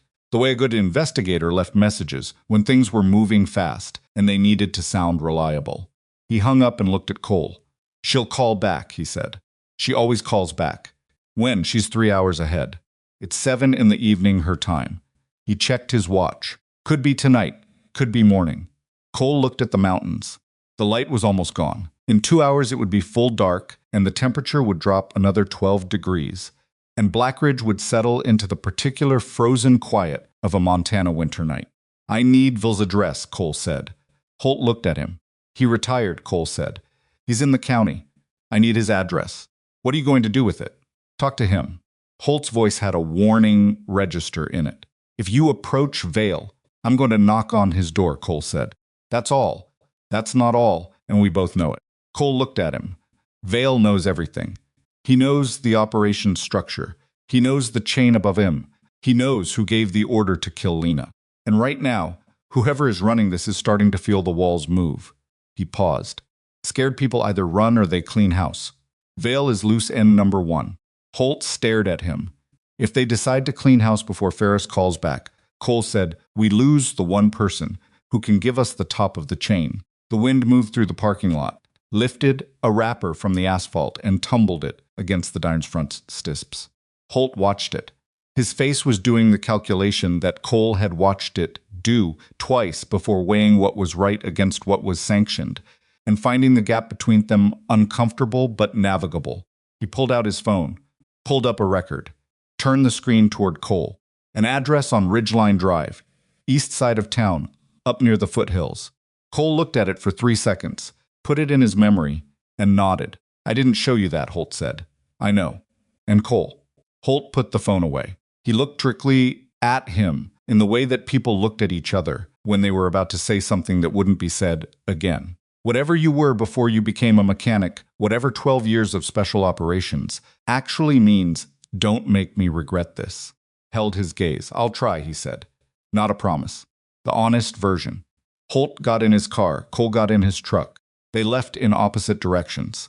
Ridgeline Drive. Ridgeline Drive was a residential street of older homes on half-acre lots. The kind of neighborhood where people had been there long enough to stop maintaining the kind of impression they'd maintained when they first arrived. Mature pines crowded the lots, blocking sight lines from the road, which Cole noted as he drove past the address once, without stopping. Vale's house was a 2-story colonial, well-kept, but not ostentatious. 2 vehicles in the driveway, a pickup and a sedan. It's on the ground floor. Porch light. No visible security cameras on the exterior, though that was not necessarily meaningful. Cole parked 2 houses down on the opposite side, facing out. He sat for 10 minutes and watched the house. Movement behind the ground floor curtains, a single figure, moving with the unhurried pattern of someone in their own home on an ordinary evening. Second figure visible. No vehicles that hadn't been there when he arrived. He got out of the truck. He walked to the front door at a normal pace. Rushing, no hesitation. He rang the doorbell. 20 seconds. 30. The porch light was already on. A shadow moved behind the frosted glass panel beside the door. Cole stood where he could be seen through the panel, hands visible. No aggressive posture. The door opened 6 inches, chain still on. Vale was taller than Cole had expected. Late 50s, lean in the way people got lean when something had stripped the comfortable weight off them. His face had the deeply lined quality of someone who had spent years in a professional role that required a neutral expression and had worn the grooves into his face permanently. His eyes were light gray or pale blue in bad light, and they moved over Cole with the practiced assessment of a man who had spent a career reading people. "Mr. Vale," Cole said. "I don't know you," Vale said. "My name is Cole Barrett. I found Officer Lena Crawford in a burning cruiser 2 nights ago." He paused. "I'd like to talk to you." Vale looked at him through the 6-inch gap. "I'm not talking to anyone without counsel," he said. His voice was even. Not panicked. Not defensive. The voice of a man who had been expecting a knock on the door and had decided in advance what he would say when it came. "Not a cop," Cole said. I know what you are, Vale said. Cole absorbed that. Then you know I'm not here to arrest you, Cole said. I'm here because the people above you in this, the people running the operation, are currently responding to pressure by eliminating exposure points. He paused. You are an exposure point. Something moved in Vale's face. Small, controlled, but it moved. That's not my concern, Vale said. It should be. Cole kept his voice even. They sent someone to Lena's hospital room with a syringe within 12 hours of the crash. A search warrant. They had a search warrant by 7 in the morning. They ran a county inspection of the River Road Depot this afternoon that cleared everything before the weight log documentation could reach a state investigator. He watched Vale's face. That's not a protective organization. That's an organization severing its liabilities. Vale's hand on the door, Cole could see it, through the gap, was very still. The stillness of controlled tension rather than relaxation. You've been protected, Cole continued, because you were useful. You're not useful anymore. You retired. Sutter took the role. The operation doesn't need you. He paused. But it does need you silent. The chain rattled. The door opened. Vale stepped back and Cole went inside. The house was neat in the particular way of a person living alone or near alone. Everything in its place, but without the small signs of ongoing habitation that came with children or a closely shared space. Cole registered it intervened. Cole registered it peripherally. He also registered that there was a leather jacket draped over the arm of the couch with a phone on top of it, and the phone's screen showed a recent call outgoing 4 minutes ago to a number Cole couldn't see from the angle, but whose existence in that moment meant something. Vale saw him look at the phone. A half-second of something in the older man's face. Sit down, Vale said. I'll stand. Cole stays near the door. Who did you just call? That's not. You opened the door, Cole said. After I told you what I know. You didn't tell me to leave. You let me in. He looked at Vale steadily. And 30 seconds before I rang that doorbell, you made a phone call. Vale looked at him. The neutral professional face was doing its job, but something had developed in the eyes, not fear exactly. Like the expression of a chess player watching an opponent make an unexpected move and recalculating the board. You're not a mechanic, Vale said. I fix cars. Before that doesn't matter right now. Cole looked at the phone. Who did you call? Vale sat down in the armchair across from the couch, carefully, like someone managing a physical discomfort. He laced his hands in his lap. Sutter, said. The word sat in the room. Cole looked at the door he'd just come through. Looked at the windows. The light outside was fully gone now, solid black beyond the glass. He'd been inside approximately 4 minutes. Why? Cole said. Flat, not angry. Just the question direct. Because they told me to report any contact from outside's operation. Vale's voice had changed the professional evenness, replaced by something more tired, more human. I've been reporting for 2 years, every contact, every inquiry. He looked at his hands. It's the only reason I'm still alive. He stopped. Still alive, Cole said. Vale nodded. How long until Sutter responds to that call? Vale was quiet for a moment. 15 minutes. Maybe 20. Cole looked at him. We have 15 minutes. Vale looked up. I need the top of the chain, Cole said. Sutter, not the depot.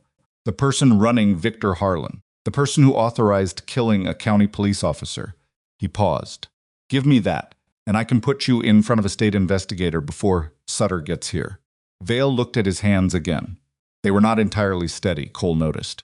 The hands of a man who had spent 2 years doled, navigating something that had started as corruption and metastasized into something that required murders to maintain, and who had understood for some time what that made him. Victor Harlan, Vale said quietly, doesn't run the operation. He provides the infrastructure, the freight network, the vehicles, the routes. He paused. The operation is run through a holding company in Delaware. The holding company is owned through 3 shells. Another pause.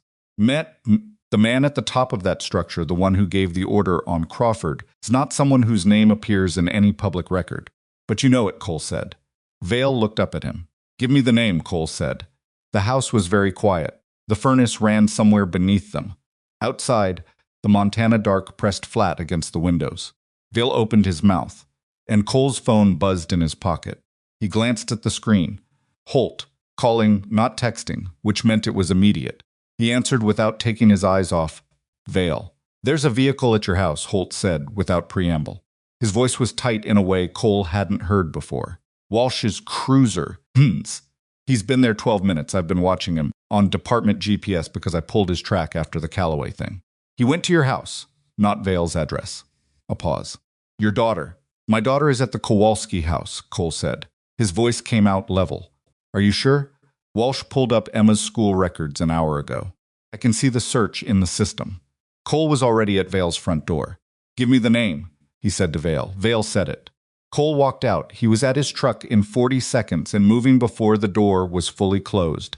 The name Vale had given him already burning in his memory like a coal steady specific and very, very hot. He called Sandra Kowalski while he drove. She answered on the second ring. The television was on in the background. The sound of a normal evening. Sandra, is Emma there?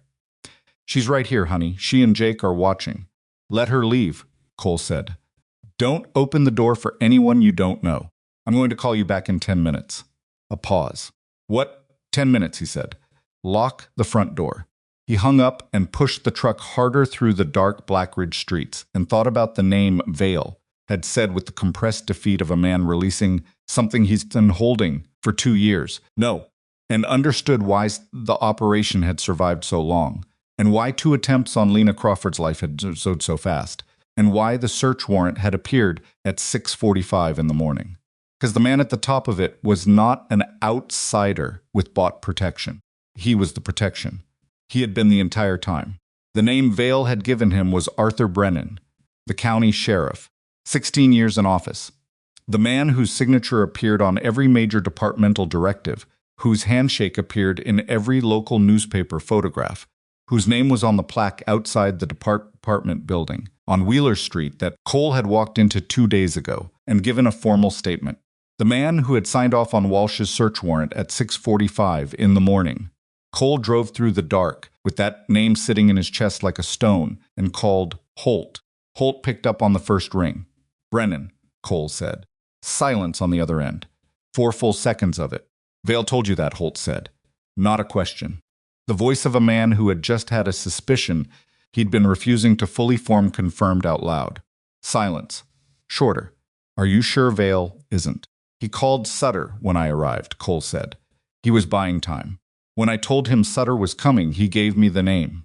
He paused. People at the end of their rope don't protect the man who put them there. Holt breathed out slowly. Cole could hear it over the phone, a long, controlled exhale, the sound of a man absorbing something that changed every calculation he'd been running. Ferris called back, Holt said. 20 minutes ago. She's moving. She wants everything we have transmitted to her secure server tonight. And she's driving up from Helena in the morning with 2 investigators. That's morning, Cole said. Brennan knows Vale talked. Sutter went to Vale's house, and Vale's not going to be able to hide what happened in there. Where's Vale now? Still at his house when I left. He made a deal name for protection. He wants state custody tonight. I can arrange that. Holt was already moving. Cole could hear the change in ambient sound, a door, wind. But Cole, if Brennan knows the timeline is collapsing, he moves tonight, Cole said. Either he runs or he tries to finish what he started with Lena. He was already turning onto the street that would take him toward the hospital. She's still in that building. I've got 2 officers I trust at the hospital, Holt said. Genuinely trust. Morales and Tran. They're not in Brennan's circle, I'm certain of that. Are they armed, and do they know to not let anyone through that door without your direct authorization? I'm calling them right now. Call them while you're driving to the hospital, Cole said. Before, a beat. Where are you going? Holt said. Cole thought about the warehouse on River Road that Lena's notebook had described as the primary transfer point. The depot they'd cleaned this afternoon with a friendly county inspection. The heated concrete pad and the fresh fence posts and the cargo that moved at 2:47 in the morning. Harlan Transit, Cole said. The depot. Cole, do not. Brennan is going to move the evidence tonight, Cole said. Whatever's still in that depot, the vehicles Lena photographed, the transfer records, anything physical is going to disappear before Ferris gets here in the morning. I need eyes on it. Eyes on it, Holt said, with the tone of a man who understood that eyes on it was not the full description of the plan. I'll call you if something moves, Cole said. Get to Lena. He hung up before Holt could argue. He made one stop. The garage on Stillwater Road was dark, the bay doors down, Dave's car gone. Cole used his key on the side entrance, went to the workbench, and opened the false panel.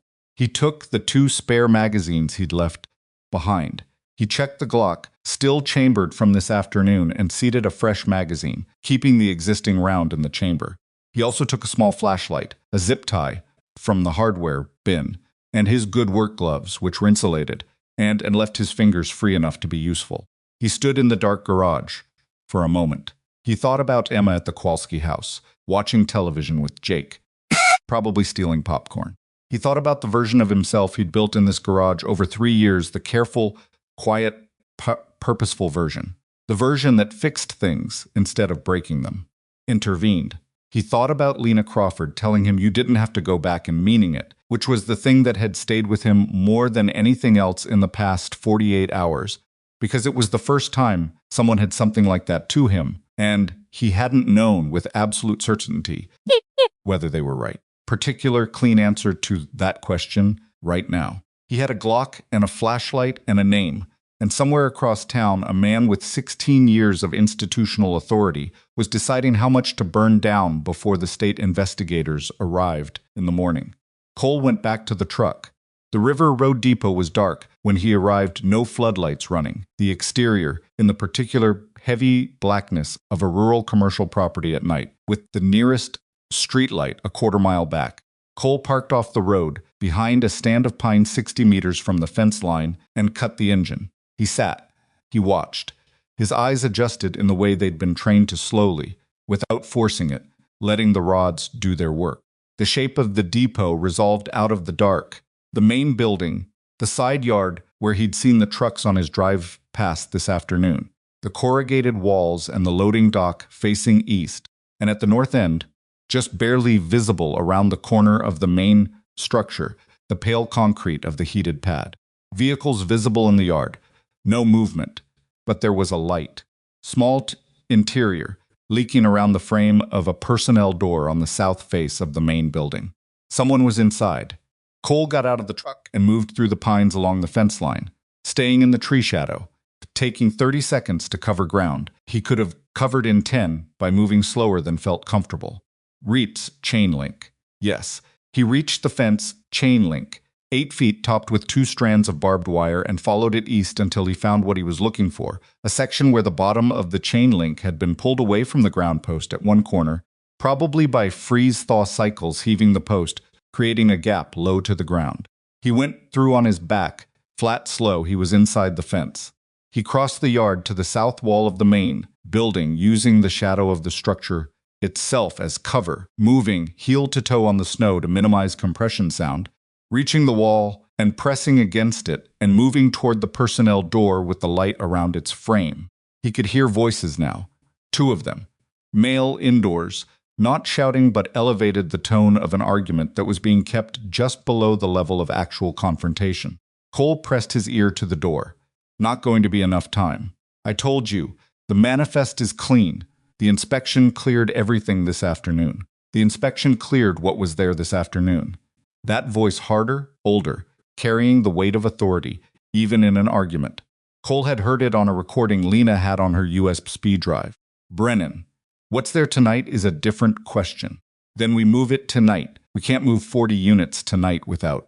Arthur, the other voice, sharp, cutting through. We don't have a choice. Holt pulled the weight logs. That means, I know what it means.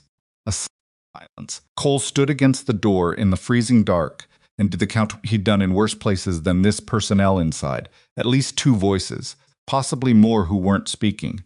Layout unknown. Light source unknown. His position relative to the interior. He tried the door handle. Locked deadbolt from the feel of the resistance. He moved around the corner of the building to the loading dock face.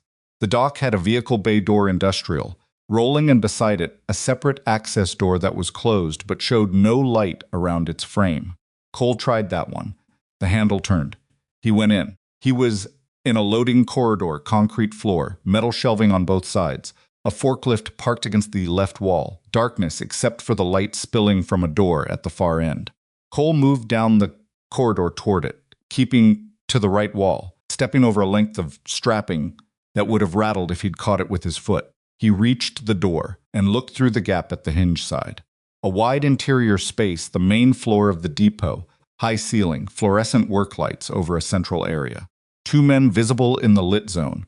Brennan Cole recognized him from photographs, silver-haired and big, the kind of man who looked like authority without having to perform it, and a second man in civilian clothes who was younger and moving with the agitated energy of someone who had been running on adrenaline for too long. On the floor between them, wooden crates, 12 of them stacked in 2 rows of 6, each crate approximately 5 feet long by 18 inches wide, the right dimensions, and behind the crates, partially visible, a third man, standing still, watching the argument. Big, thick-necked, with the specific qualities of stillness that Cole associated with people who had been hired for physical rather than administrative reasons. 3 men, one of them armed for certain, the third one. Brennan possibly, the younger one probably not. Cole thought about this for exactly the amount of time it deserved, which was about 4 seconds. Brennan said something that ended the thinking. No, Crawford's awake and talking. Holt's with her. We have one window, the freight exit on the north fence. The vehicle's already there. He pulled out his phone. I'm calling Sutter to... Cole pushed the door open and walked in. All 3 men turned. Arthur Brennan, Cole said. He kept walking toward them at an even pace, hands at his sides, putting distance between himself and the doorway behind him. You should put that phone down. Brennan stared at him. Authority that lived in his face didn't leave it. It rearranged from the settled confidence of a man in his own territory to something harder and more calculating. 16 years of running a county, the face of a man who understood power and had exercised it for a long time. Cole Barrett, Brennan said. The name came out like he'd been expecting it, which meant Vale or Sutter had already told him. The mechanic. That's right, you're alone.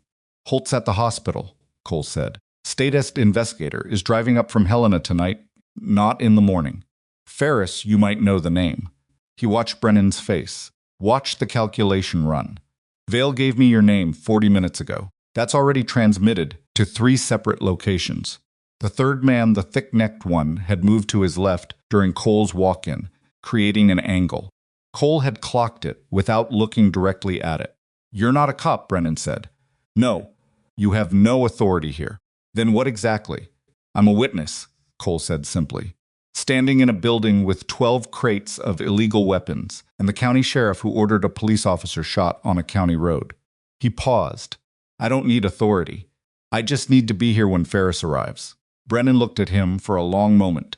Then he looked at the third man and gave a small nod. The third man moved. Cole had already read the angle and the timing, and he stepped inside the reach instead of away from it, the counterintuitive move, the one that worked because it eliminated the leverage a larger man needed. He got the arm, redirected the momentum, used it, and the third man went into the metal shelving on the right with a crash that sent a stack of manifests and binders cascading to the floor.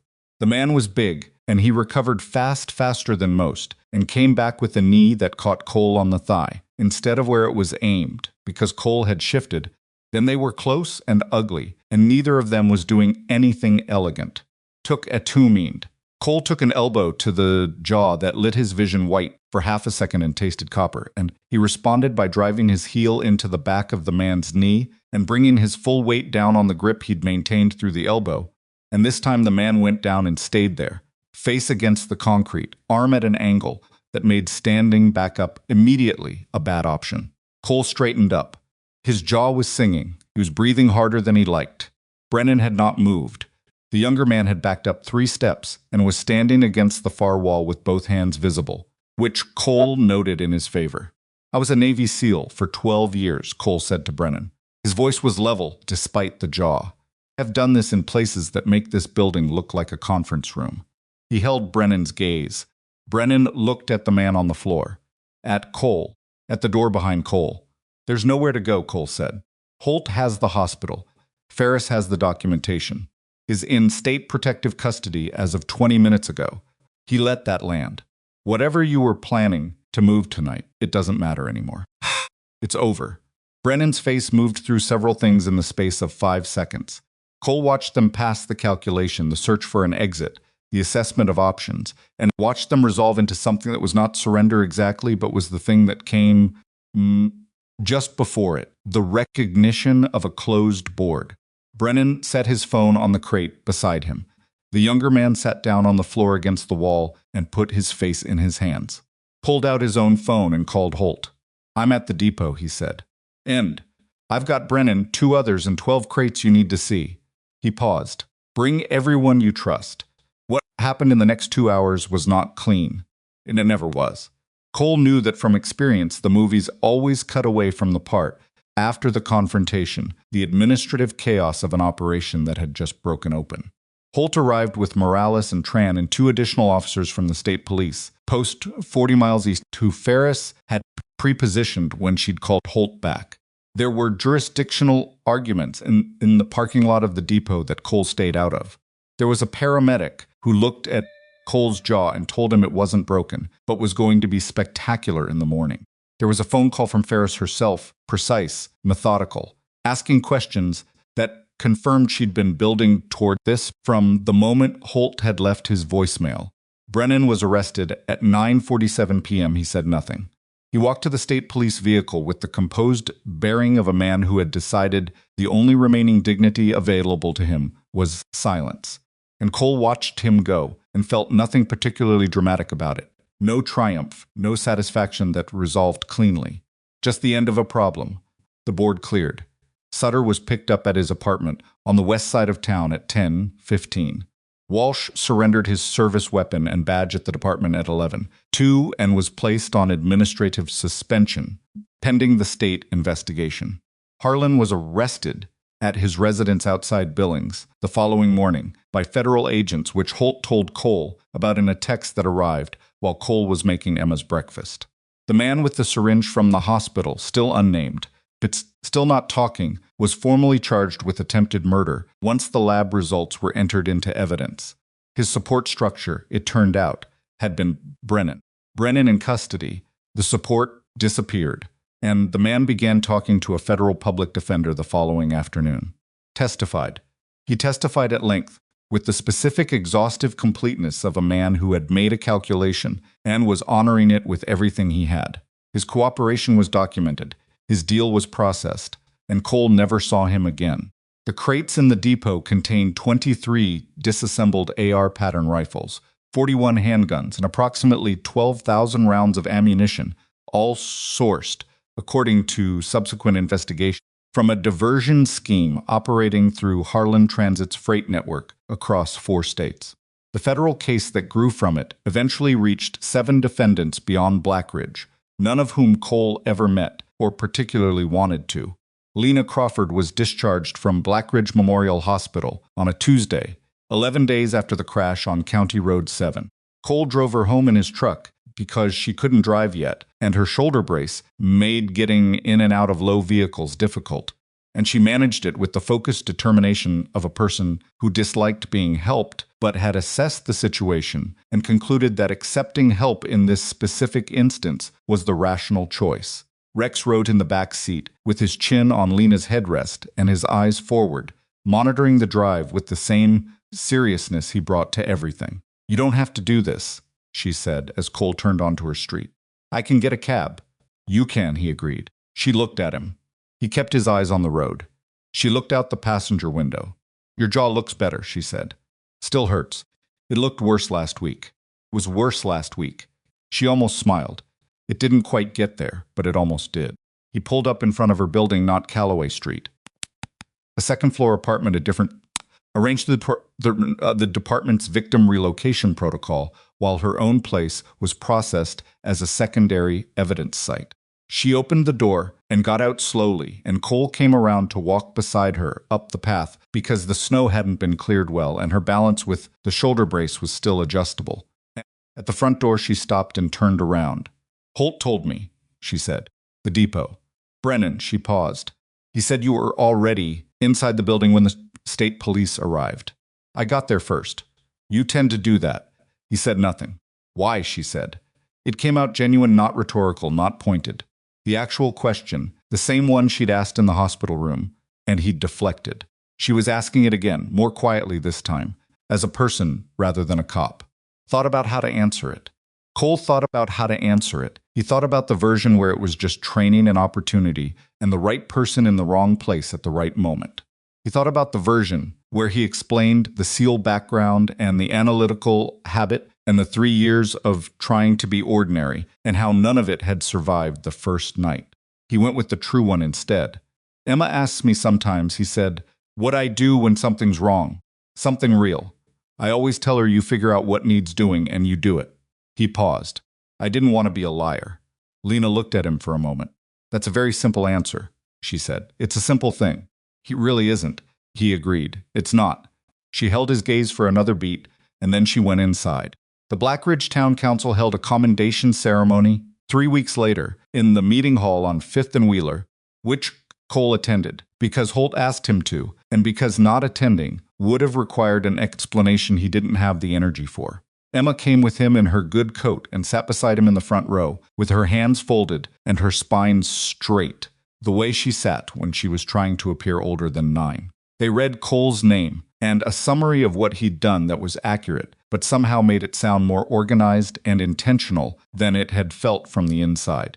A councilwoman shook his hand and gave him a plaque that was heavy in an expensive way, and said something that Cole nodded at without retaining. He'd intervened. He was aware of people looking at him, the town that had known him as the mechanics in Stillwater Road, reassembling what they thought they knew into something that fit the new information. Yes, he'd intervened. He didn't enjoy it. He stood through it because Emma was watching, and because some things you stood through for the people beside you rather than for yourself. Lena received her commendation separately. Her return to full active duty was pending the shoulder's recovery. The formal reinstatement of her record came with an official, departmental acknowledgement of what she'd uncovered and what it had cost her. Cole watched her accept it from across the room. She shook hands, said something brief, looked like a person who was satisfied with the outcome without being particularly changed by the ceremony around it. He respected that. Rex received a commendation too, which the councilwoman presented by crouching down and attaching a small citation ribbon to his collar, while Rex endured it with dignified patience. Took a photograph. It was the only moment in the evening that Cole found genuinely funny. After the ceremony, parking lot, while Emma was showing the photograph to Lena and the two of them were having a Cole could hear fragments of something about Rex's sleeping habits, something about Emma's school project on Montana geography. Holt appeared beside Cole with his hands in his jacket pockets and stood quietly for a moment. The federal case is solid, Holt said. Ferris says Harlan is normal, talking to reduce his exposure. That's going to reach people above him. Good. Brennan's not talking. He'll fight it. Holt paused. It'll take a year, maybe more. Case is due. Holt was quiet for a moment. I put in for a state-level position, he said. Ferris offered me a liaison role with the AG's corruption division. He paused. I told her I'd think about it. Cole looked at him. Are you thinking about it? It would mean leaving Blackridge. Is that a problem? Holt glanced at the parking lot, the town hall behind them, the dark Montana sky with its impossible quantity of stars. I've been here 11 years, he said. Feels like leaving might be overdue. He paused. What about you? Cole looked at Emma, who was now demonstrating something to Lena with her hands, some explanation that required gestures, apparently, and Lena was watching her with the expression of someone being genuinely entertained. I'm fixing cars, Cole said. Holt almost smiled. It reached his eyes this time. He said, You are. He offered his hand. Cole shook it. Holt walked to his car and drove away, and Cole stood in the parking lot until Emma waved at him to come over, and he went. By December, the garage had more work than Cole and Dave could reasonably manage, which led to a conversation about hiring a third person that Cole had been avoiding for 2 years. He hired a young woman named Petra who had her own tools and knew her way around a diesel engine better than most people twice her age. And she and Dave developed an efficient working relationship built primarily on not talking to each other, which suited the atmosphere of Barrett's garage very well. Lena came by the garage in the second week of December, on her way back from a physical therapy appointment, her arm out of the brace for the first time, moving with the careful conservatism of someone relearning the range of something. She stood in the bay door and watched Cole's brake assembly on a lifted Tacoma and didn't say anything. and he worked for another 4 minutes before he climbed down and wiped his hands. "How's the shoulder?" he said. 60%. "That's better than last week. They say full range by February."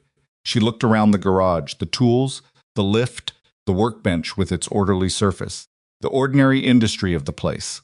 "I wanted to ask you something. Emma mentioned you used to take her hiking before things got complicated. We went a few times. She said you stopped." He looked at his hands. The grease that didn't entirely wash out of the knuckle lines. "Things got busy. She misses it." He didn't answer immediately. "I thought Lena said if the three of us went, and Rex." She paused. "Emma specifically asked if I might come. In case you're wondering where this originated." He looked at her. "She asked you?" "She texted me. She has my number from—" Lena made a slight gesture toward the general direction of the past 3 weeks. "She's very direct for 9 years old." "I know," Cole said. "She also said, and I'm quoting here, that you need to stop being a wall and let people in." She held his gaze evenly. "Those are her words." Cole looked at the lift, at the undercarriage of the Tacoma, at the ordinary Saturday morning visible through the open bay door, a black ridge street, snow on the ground, a woman walking a dog, a car going past at a reasonable speed. "She's 9, he said. "She's right," Lena said.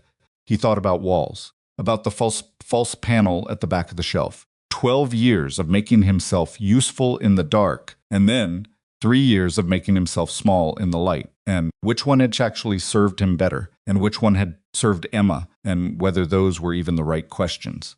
"Saturday," he said. "Saturday works. Garnet Ridge Trail. Has better boots now. I'll get better boots." He nodded. She nodded.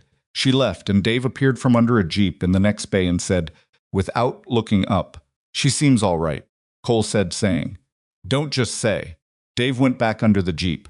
On a Saturday in late December, the 4 of them walked the Garnet Ridge Trail under a sky that was sharp blue and cold enough to make every breath visible. Yet he intervened. Rex ran the tree line at his own pace and returned periodically to check on the group with the folks' professional competence that Emma found deeply admirable, and that Lena, Cole noticed, had also begun to appreciate in the specific way of someone who understood what genuine reliability looked like.